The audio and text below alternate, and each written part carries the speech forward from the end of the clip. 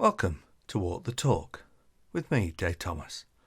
Thank you for downloading this edition of the programme. I do hope you enjoy it.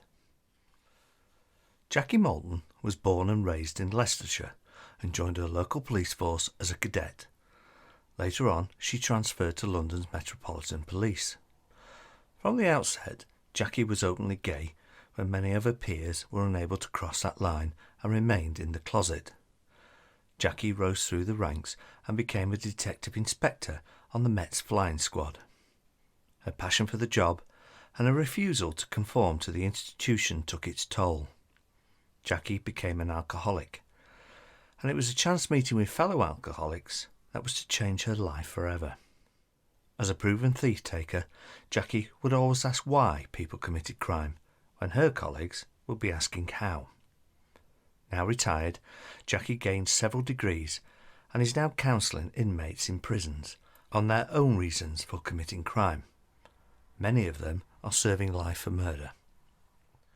You would think Jackie would be the last person to see offenders as victims, but when you hear her experiences through the work she has done, you can't help to be moved by the stories she shares.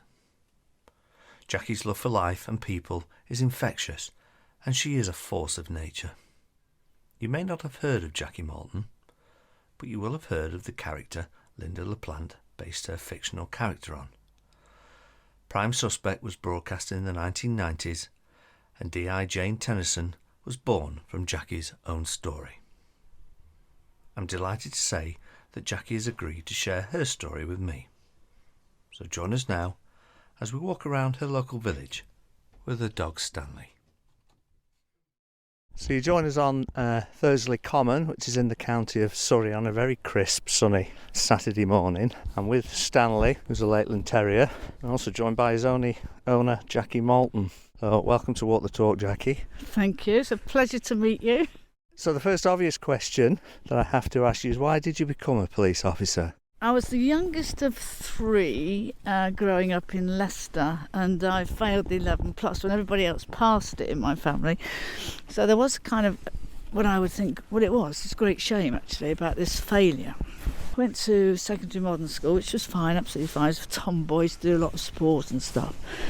Topics that I was most interested in were English and history, and I was particularly interested in the Industrial Revolution. I don't know why. I was interested in prison reform. I don't know why, but I was at that time. And I was always fascinated about why people did the things that they did. And in retrospect, I now know what that was, because I was trying to find out about myself, it's a very deep unconscious level. And so I really wanted to be either probation or do psychology, and I wasn't going to do that because I wasn't going to go to university. And I thought, I know, I'll be a police officer. So the purpose was to primarily help people. That was my primary purpose, was to help people, really. You know, and it's a decision I made. I joined the police cadets in Leicester, and it was the right thing for me to do. I loved it. Well, I know when we discussed this earlier, you said you were sort of drawn to the darkness of the job. What did you mean by that? Because I was very interested in people. I always have been. My mum would say to me when I was little, "Oh, you get people to tell them all sorts of things, Jackie." I don't know. I think that's absolutely true, because people say to me still to this day, "Why is it that when I'm with you, I tell you everything about myself and I don't really know you," type of thing. So that I knew I had that. And the thing about the communication, because everybody has a story, so all of us, we have a beginning, a middle and an end. And so the police were interested in, obviously because we're police officers, did you commit, or did you break that window? Yay or nay? And they go yay or nay, whatever it was. And I always just wanted to ask the questions, why did you break that window? Yes. Because that's the bigger question. And there was things like, because my stepfather was been sexually abusing me. So the bigger questions would reveal more. And my experience is that people don't just commit crime, spontaneously. They all have stories. And of course I'm in a prison now, and I listen to their stories, twice a week. Listen to their childhoods and stuff.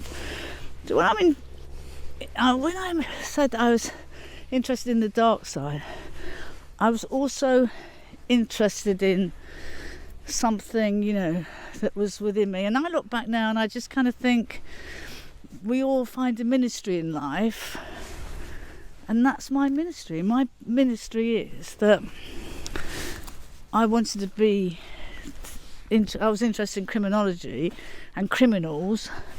I was always interested in prisons, but I didn't want to particularly be a prison officer. That's why I joined the police. I wasn't keen on locking people up in that respect. Yeah.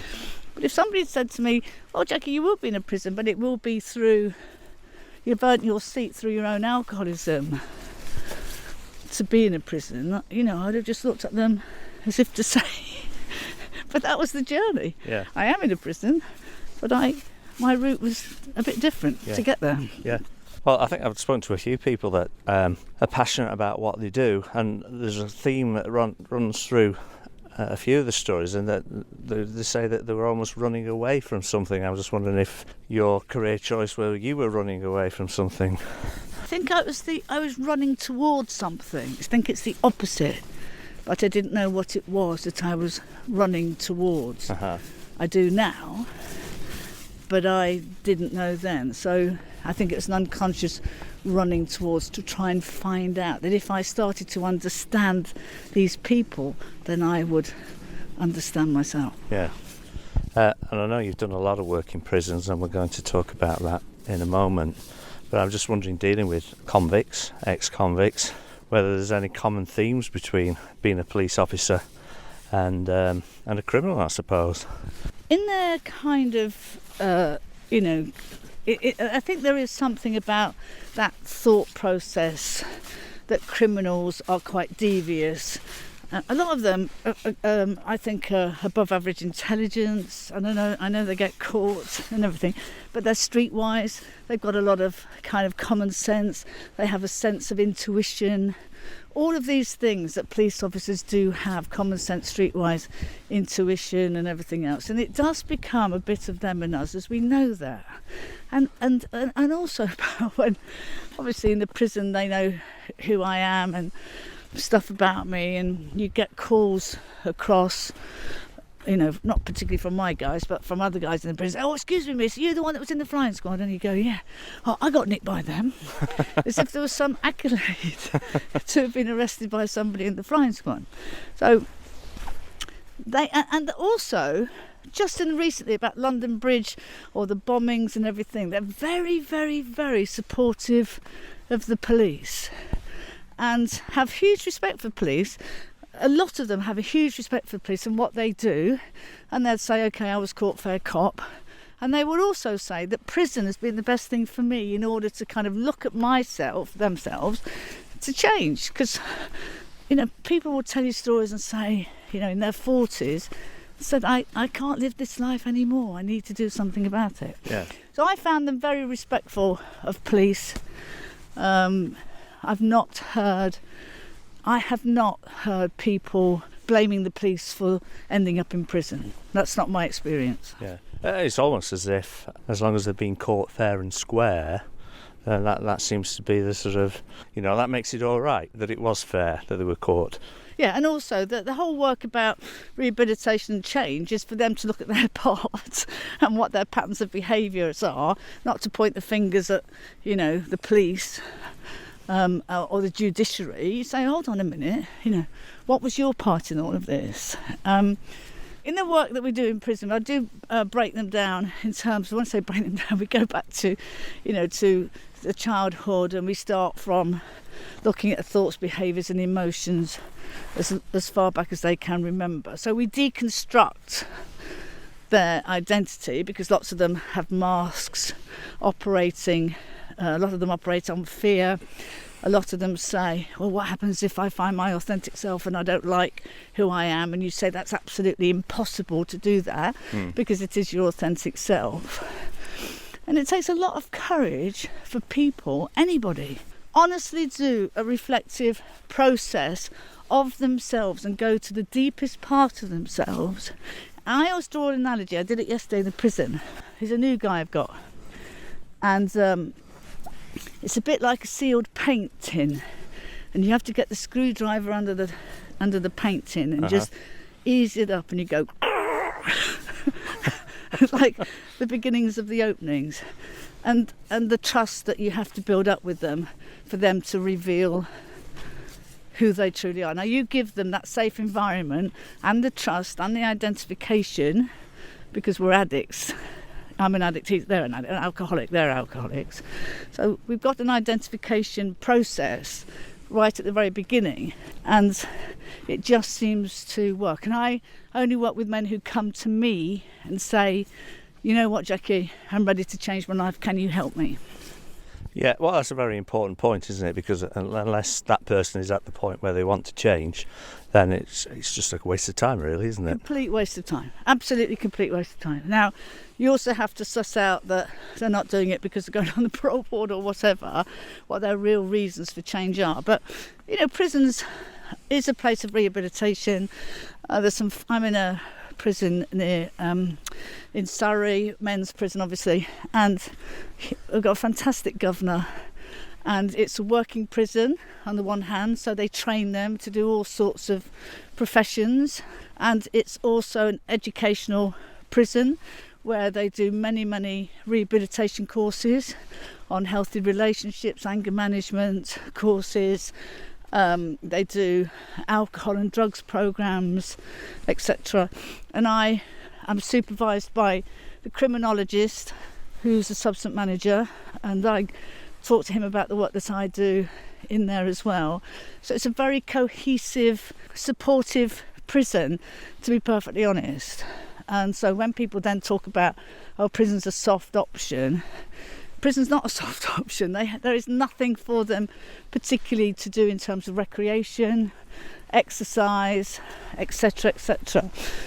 So I don't kind of get that when you get these headlines and says, oh, prison's a soft place. Well, you know, it isn't. And if anybody's been in a prison, they'll see. I mean, we're operating in the 21st century where some cells don't have toilets in their cell.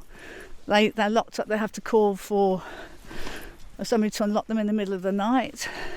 People have got ill. The prison's just been shut down recently because of a norovirus. You know, for 3 weeks, spread right through the prison. And I just kind of, you know, I don't get that attitude that prison is a really soft place, because it's absolutely tough, and you're locked up with people that have all sorts of stuff going on for them. You know, it's kind of electric. It's quite charged. Fascinating environment, you know, to be in, to be perfectly honest. And my prisoners that I have are mainly lifers coming towards like 2/3 of their sentence, long-term prisoners. There aren't any, I don't have any short-term prisoners that are only in for 6 months or so, because you need quite a bit of work. And one of mine's just been transferred to an open prison, and his father was he's from Zimbabwe. His father was in a tribe that didn't support the political Mugabes in that day, and he was a young boy. He's the youngest of 6 sisters. The soldiers came in to his village. His father was burnt alive in front of him. His 2 of the girls ran away, just ran on their heels. 4 of the other girls were raped and beheaded in front of him, and he was made to be a boy soldier, killing, as he says, hundreds of people when he was 12, 13, 14. He had a breakdown. Anyway, cut a long story short, he uses alcohol to numb all of this stuff, and he commits a domestic violence offence, and he got quite a severe sentence. He's now doing a university degree. He's been on a healthy relationships programme. I did work with him for 18 months every week. And the key to it all is to actually say, I cannot, you know, when nobody's minimising what happened to you in your life, it still happened, but you have to detach from that, because you carried it around like a cloak, and also as a kind of a victim which he is a victim, but you have to separate it and say, this happened to your parents, this happened to your sister, but you're here, and alcohol, looking at the effects of alcohol and subsequent relationships with him. And he did it. He actually did it. And I suppose with something like that, I guess harbouring feelings of guilt perhaps is sometimes a block to getting over things. Well, the harbouring of the feelings of guilt, but most of them have shame, and the other one that they have is fear. Most of them are riddled, but they will tell you in the quiet room that we sit in that they're absolutely full of fear. And one guy, again, his father was a notorious armed robber in prison for murder, brought up this on an estate. He said, innately, he said, Jackie, I am not a thief. I am not a thief. That's not who I am. But in order to survive on that estate, he learnt to fight. He said, I always felt frightened. And he said, I used drink and drugs. And he took somebody's life in a drunken, drug-fueled rage. And what he would tell you, or what he told me, is I am, absolutely, full of fear. And all of this is a persona, it's a mask. So you just have to deconstruct, take the mask off very, very gently, do the work.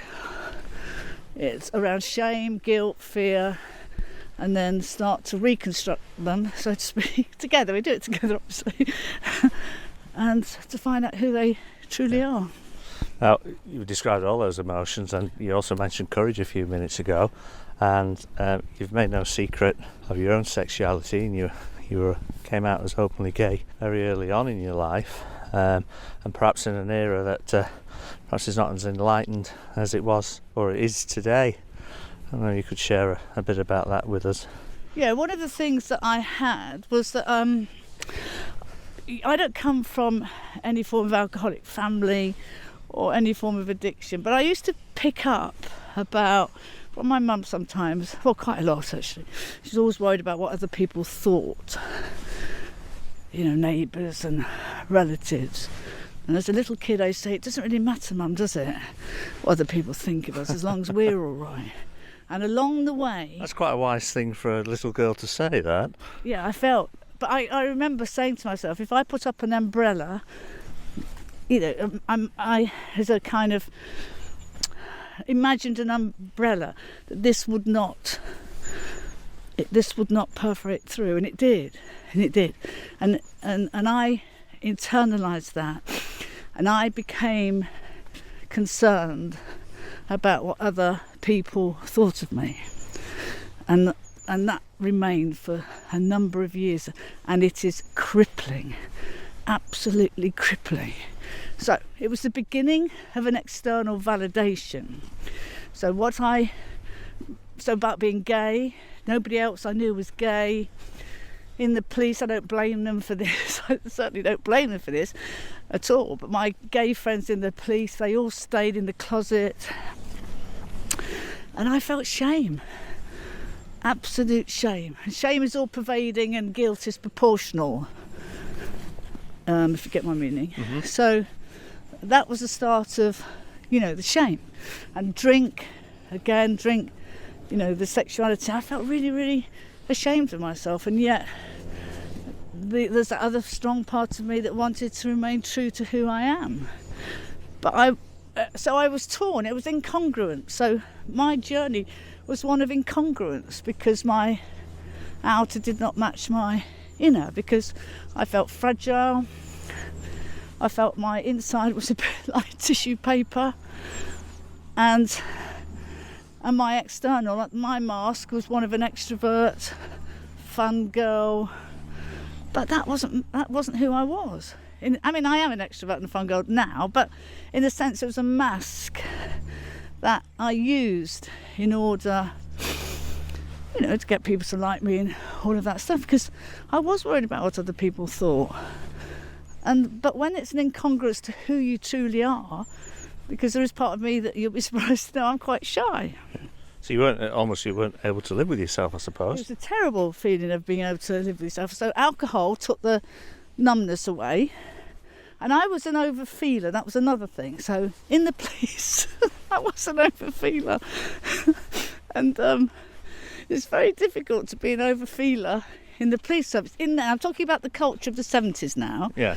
So if you had a difficult job, we've all had difficult jobs, painful jobs, you couldn't go and talk about it. It's like, you just didn't. It was not that culture. And I remember people saying, it's too hot in the kitchen, you better get out. So this culture of not being able to share how you truly felt. And I would drink. Yes. And I would drink because my feelings were too intense. Too intense. And I felt I couldn't cope with my feelings. Now then I'd drink, and then I'd have shame on top of that. The pattern that was emerging for me, which I didn't know at the time, obviously, but the pattern emerging was that I had, all my validation was external.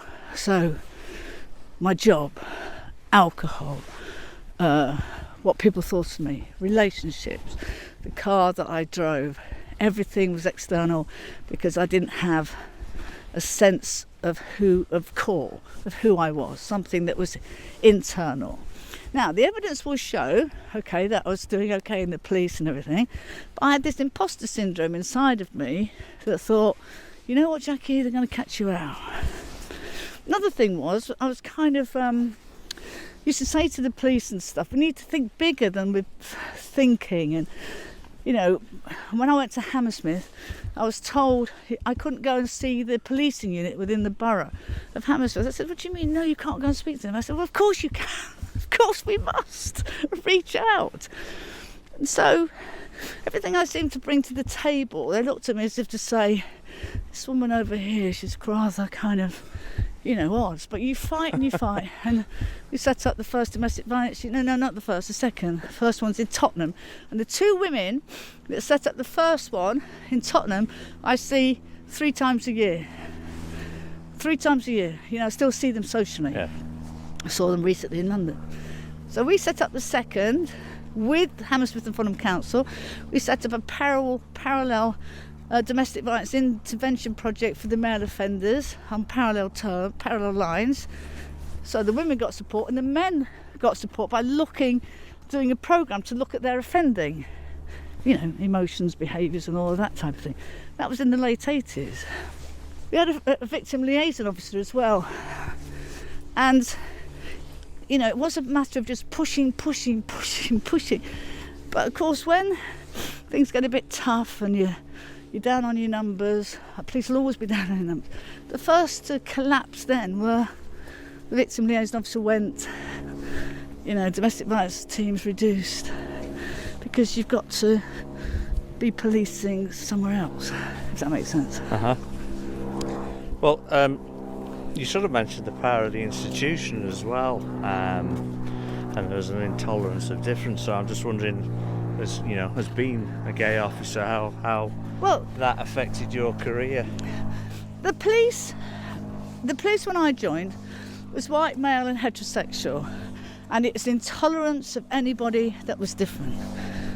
Completely intolerance. And the reason was about they didn't understand how other people might act or behave, and I think there's a bit of fear behind the police and that hierarchy. This is the way that we do things, and we all think the same, and if you start to think outside of the box or you start to think differently, you're labelled as trouble.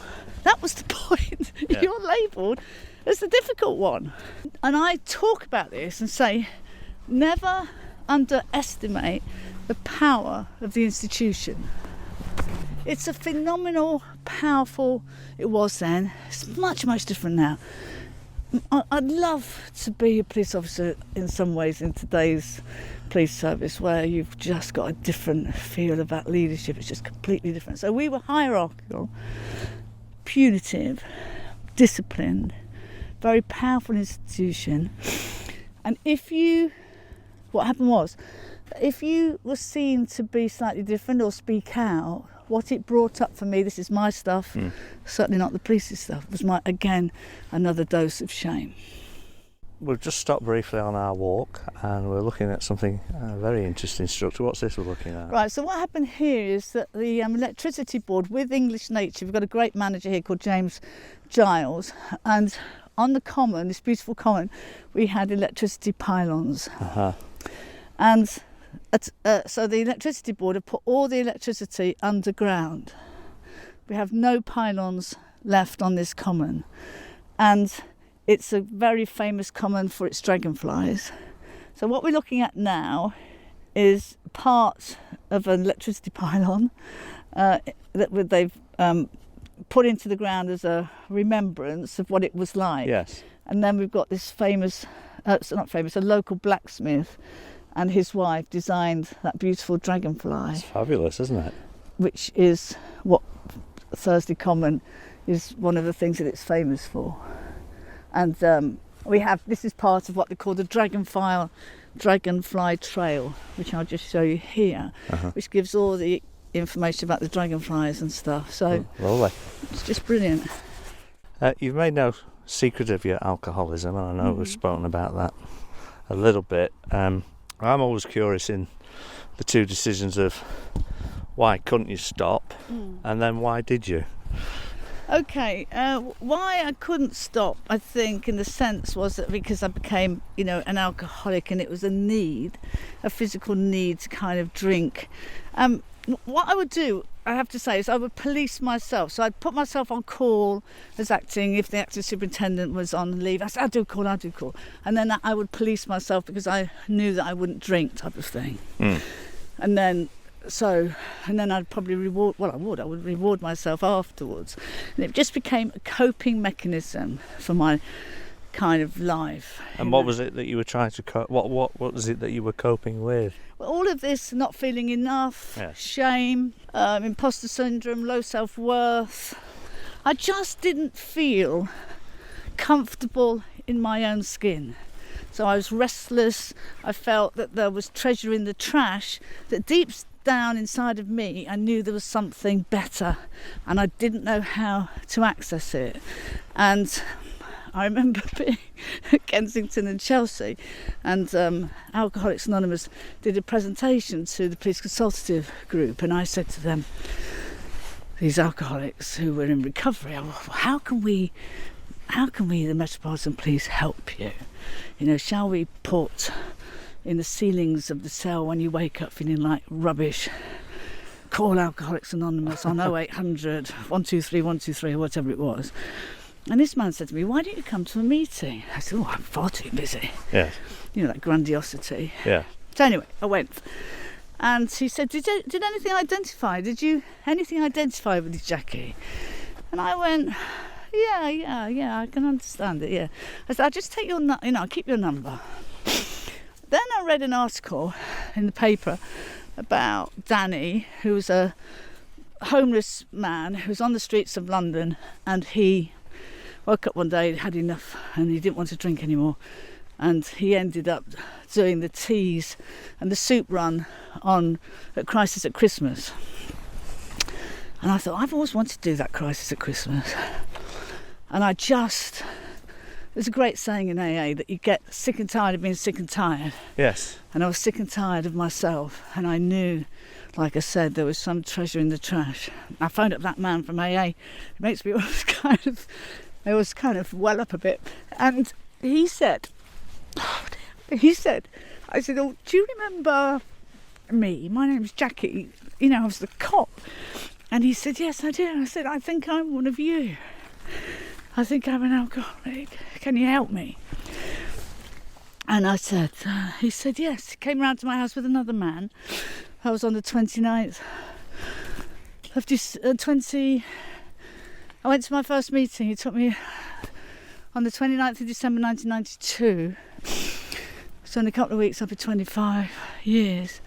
And he took me to a meeting of AA, and I had shame, huge shame. I thought, I've probably nicked half the people in the room, and yes, all of that, and grandiosity again. And I over the years, I just, learned that alcohol is just a symptom of other stuff. So I looked at the shame, low self-worth, not feeling enough, Because alcoholics feel that they've never been given. And I've spoken to thousands of alcoholics or heard them, and they all say the same. I never felt I'd been given a book of instructions for life. I was always on the edge, looking in. I didn't feel part of. I didn't have a sense of belonging, etc., etc. And that was me. So you're always in the deep end. Always. In the deep end. And always being, probably looking back at that stuff, being a bit of a rescuer of other people, attracted to the dark side because there was obviously me was in there. And maybe you're trying to make sense of yourself from other people's stories. Completely trying to make sense. So for the next 7 years I did whoever Danny was on the streets of London. I'm grateful to him because I did crisis for 7 years. At Christmas I used to do the 27th. No, I did the 28th, 29th, and 30th, and I did the the mobile service where you go out and you take services to people who don't want to go into the centre. And I did that for 7 years on my AA, birthday. So whoever Dan is, just an article in the paper instigated a change of life in me and phoning AA from meeting them in the police. And I thought, I think definitely one of you. And then it's just completely changed my life, about a journey of discovery and recovery. I've had therapy, had to do lots of work about me, understand, where it all comes from, about my part in it, the origins of that. And what happens is that you realise that your life is driven by external validation. Now, so Dave would say, "Oh, Jackie, you're all right, mate, don't worry about it." And I'd put the phone down and go, "Oh, Dave thinks I'm all right." And that'll last 10 minutes because it's Dave validating me, not me. Yes. And you learn through the process. So I went to university because I'd failed that 11 plus, and I did that process of going to do 2 masters, one in addiction psychology, which has put me back in the prison to where I always wanted to be when I was 10 or 11, and blah, blah, blah. And that process is that they call it an inside job. So the validation becomes yours because it is yours. And so the external validation flutters away, and you don't need that. You don't need somebody to tell you you're all right. You don't need that external validation because in your core you know. Now it doesn't make you a saint because we're all humans, but you have a program of recovery that says, I felt that my tone wasn't quite right when I spoke to Dave or whatever. Then I have a program that says, do something about it. So I say, Dave, I don't think there's a tone in my voice, or I don't think I might have been a bit sharp with you. You rectify it immediately. And that's the kind of, so you look at your behaviours, your emotions. And what happened was that in the validation process, where I was an over-emoter up here and my rationale was down here, what the program and the process does, it balances out. So I'm less emotive, I apply more, the equivalent of equal in rationale, much more balanced, I'm much more contained, I don't over-emote, I've got my feet on the ground. But more importantly than anything else, it's like I'm at peace with myself. And when people talk about AA being a cult, or it's God-driven, or it's none of those things. It's not a cult. The 12 steps mentions alcohol once, and the rest is about your own behaviours. So I have this common here, which I would look at as my higher power, because it's nature, nothing to do with man. So I just come out here every day, and I have my feet on the ground, and I look around, and I'm at peace. And that's all I ever wanted, Dave. I just wanted to be at peace. And I got sober when I was 41, so I'm 66. But between 19 and 41, or before that even, before that, I just felt out of sync, out of place, not part of. I had a foot in the camp and a foot out of the camp. if that makes sense. Yes. And so, but your authentic self was driving you about being gay, about having a moral view in the police. So that always would come out of me, and then I would feel shame for having that. Yes. And that was the incongruence. Well, why would I feel bad about myself for having those feelings? I wonder, do you feel angry that you've had to go through all this to find yourself when other people, what I would describe as having a normal life? No, not at all. No, I don't feel any anger. No, that was my journey. You know, that's what happened. I'm glad. If somebody said to me, Jackie, I'll give you £1 million for you to be a non-alcoholic tomorrow, or an alcoholic in recovery, I'll take an alcoholic in recovery every day. Because it's nothing about alcohol, and that's what people don't think. It's a replacement. It's just a symptom of other stuff: shame, fear, low self-worth, not feeling enough. All the kind of aspects of myself that were troubling me. But I knew deep down in here there was something else, and I just thought, how do I get to it? Well, the 12 steps helps me to do that. And so the answer you were looking for was within you all the time. It's always there. Exactly. Yeah. Whatever you're looking for, you've hit it spot on. Yeah. Now, you've devoted yourself to a lifetime of crime fighting. Probably the most famous part of your career would have been that with the flying squad. Yeah. You know, you've lived and breathed work.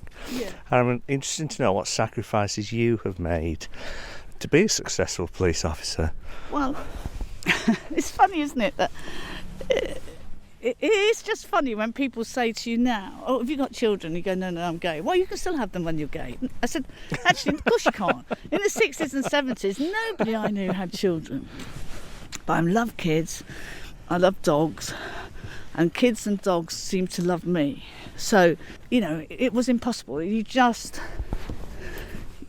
wouldn't have been able to do that. And I'm not saying that's a sacrifice. I'm just saying I'd love to have grandkids and stuff. I love children. I just love them. So I was a workaholic. So obviously my relationship suffered as well. So I gave everything to my work. I gave everything in the sense that you'd go for a drink after work as well. So never home, etc. And I was blinkered. I was blinkered about kind of the job in lots of ways as well. And when people had kind of hobbies and everything, I said, well, how boring is that? You know. But I've got loads of hobbies. People used to see people kind of washing their car on a Sunday, just normal, and you think, oh, sad bastards. And everything that I do now that I find is normal. But I was driven, absolutely driven, to do that job, which I have to say is still the best job in the world for anyone, despite, you know, the cuts and everything else.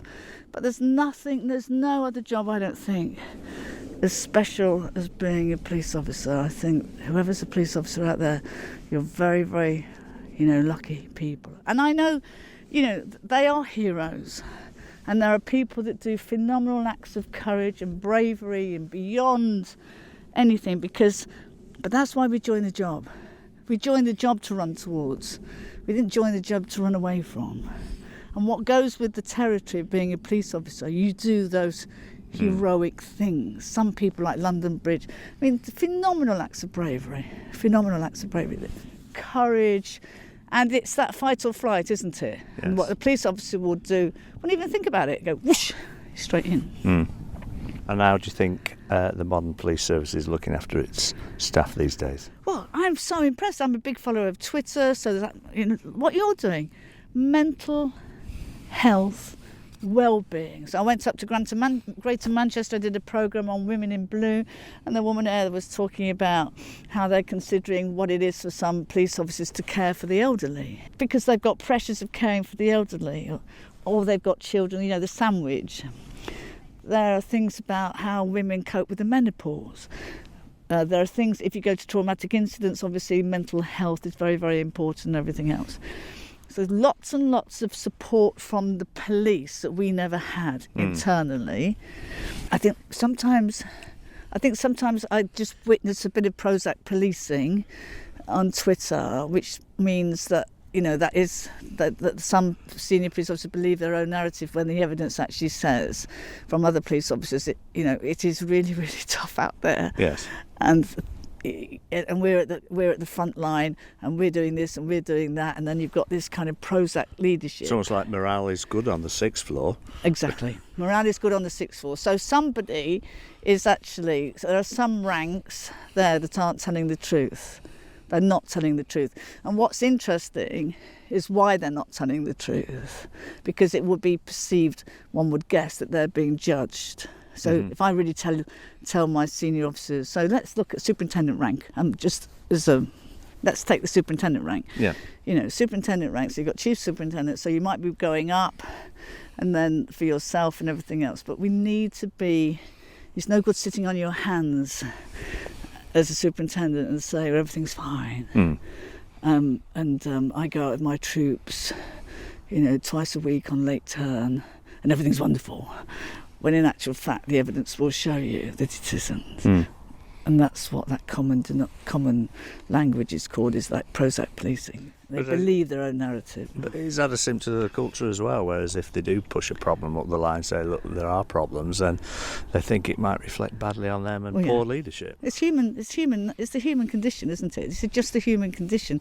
Again, about themselves, about that they will be judged and seen and perceived to be, not, I don't know, it's just like, no, you can't say it's not good because we're into Prozac leadership now and everything's wonderful. Social media helps, and Twitter helps in lots and lots of ways, but the evidence of the people that are PC sergeant inspectors, chief inspectors will tell you that it's completely, you've only got to read Twitter, haven't you?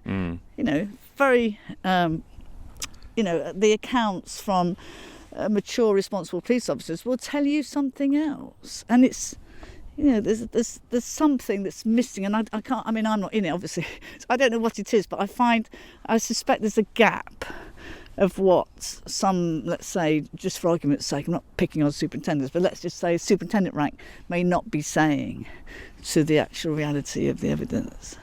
So organisational change is very much in the headlines at the moment, and I'm curious as to know how much of that is down to own personal reflection and development. Well, I do read a lot. I know, I keep going on about Twitter, but I do read a lot about leadership and organisational change and everything else, and it has to come from of course, the individual. So you have to integrate the heart and the head. It's not just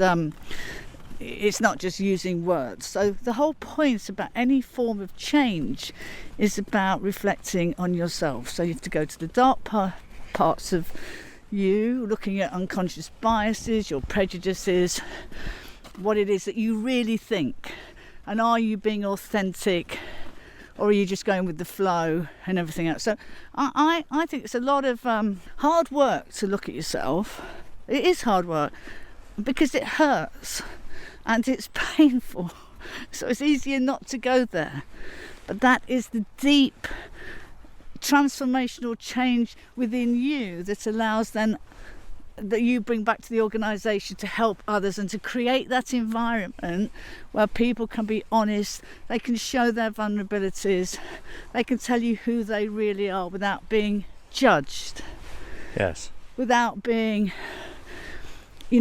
seen as vulnerable. That you have that support system within the organisation that says, I hear you. And so when you go to, for example, an AA meeting, people will tell you their deepest fears. People that have been to the top public schools in the country and have top jobs but are riddled by fear, their insecurities, they don't feel enough, imposter syndrome, and we give them that environment in order to share it with another. So it's a sense of belonging. It's a sense of belonging not because of the power of the institution, but a sense of belonging because I feel safe, I feel you'll hear me, there is trust, you won't judge me. And that's what I think is what leadership is about, that you can create those forums where people can be truly honest about who they are and share that with other people, and then it enables them to kind of move on and build up their resilience that way. Well, it's been an absolutely fantastic walk, a fascinating chat with you. Thank you so much for today and for coming on Walk the Talk. I hope you've enjoyed it. My thanks are all to you and your lovely wife Beth for driving all the way down from Lancashire to Surrey on a cold winter's morning. And I just want to say thank you to you, Dave, for the fantastic work that you do on Twitter, and particularly about mental well-being, and for you to give a forum for a police officer or a retired police officer like me, an old one, who's able to reminisce and talk about my own journey. Now, that's a real gift that you have, that you find your ministry, and I just want to say thank you to you. Well, thank you, and never stop sharing your story. I won't.